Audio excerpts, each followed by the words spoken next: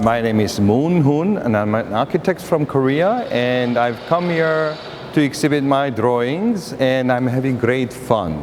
My practice, I try to do my architecture, and I try to have as much fun as doing the architecture and designing architecture, and I try to play with architecture at the same time. So sometimes my clients are very jealous that how come you are having fun, getting paid. So I try to hide a little bit that I'm a very serious guy, but many of the times I have great fun with architecture. So that's sort of my attitude about architecture. And I try to put architecture, I do architecture, of course I make sure that it functions properly, but I sometimes situate it in the wrong place. So I put architecture to the edges of art, put architecture to the edges of jokes or whatever. So then that's where the energy comes from. So I think that's the basic attitude of my attitude towards architecture design. I've been doodling for 40 years, so I never had an intention of becoming an architect. You see, I was a doodler. I don't remember, my parents were telling me since I was 4, I would be doodling all day long, 8 hours. And they thought, wow, he's so concentrated kid. So I was still doodling, and then I realized I had to make a choice, to be an artist or an architect. But I didn't really want to be an architect, so I chose architecture.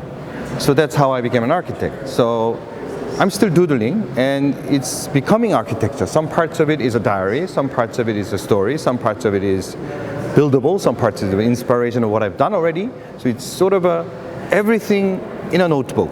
So specifically for these drawings, I had 40 drawings exhibited in Venice Biennale last year. And I think it got some interest from, some attention from architects around the world. And actually, my drawings were interested by the Soban Foundation. Maybe I shouldn't say this, but anyway, a museum wanted to buy my drawings, so actually they got sold.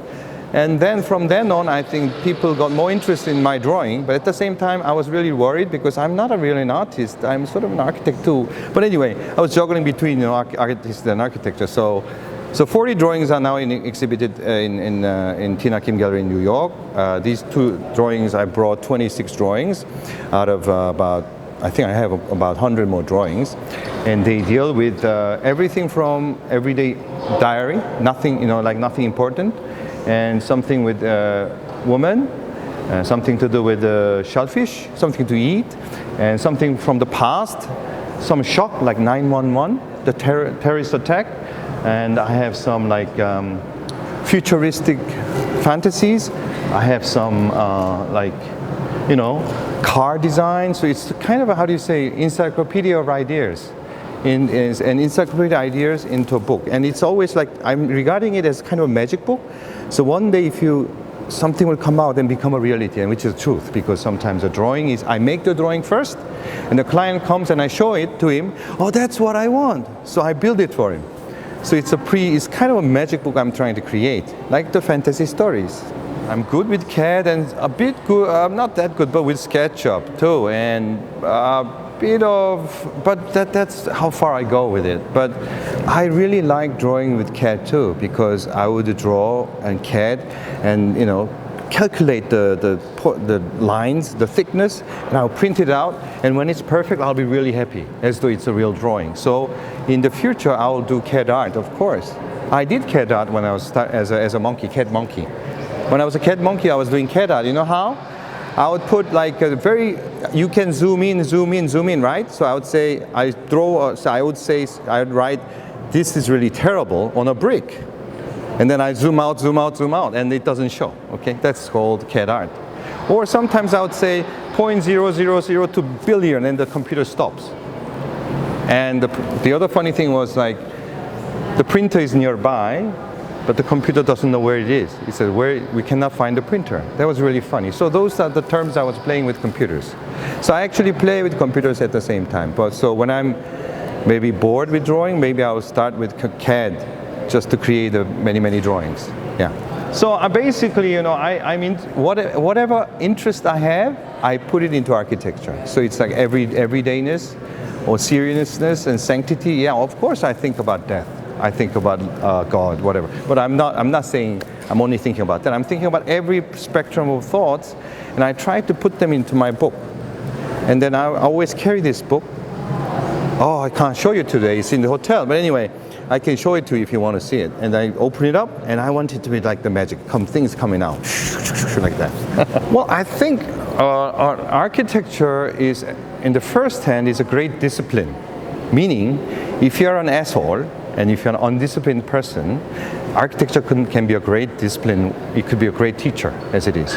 And I think I would introduce architecture to everybody, because it opens up your spectrum of knowledge from the science to the arts to philosophy. And it doesn't mean that you have to be an architect. If you learn architecture, through architecture you can learn the world. So it's a good discipline. So I think I would advise everybody to learn architecture, not to become an architect, but to understand the world in a whole sense. So I think it's a great discipline to learn the whole thing. So I would advise everyone to learn architecture. You don't have to be serious about it. But I think it's really important in that sense. Yeah. Well, you see, I'm not burdened by my culture. Actually, I'm a very Korean. Very, very, very Korean. Some people, I might look like a very international guy speaking English and being a little bit like cosmopolitan, but I can be like that. I can live in New York, but in the heart, I have like memories of visiting my traditional architecture. It's really beautiful, serene. So when I visit my Korean traditional architecture, I don't just go saying serene. It has nothing to do with me. I bring it to my time. I take some parts of it. I don't understand everything of it, but I take the roof, I take the window, I take parts of it, and morph it to fit into my time. Or sometimes I throw it into the future. So it becomes a spaceship. So I would draw some kind of pavilion, which is just like a futuristic archigram stuff. But actually it has some Koreanness in it, shapes and ideas and sentiments and atmosphere fused into that architecture. So I like to do that. Yeah.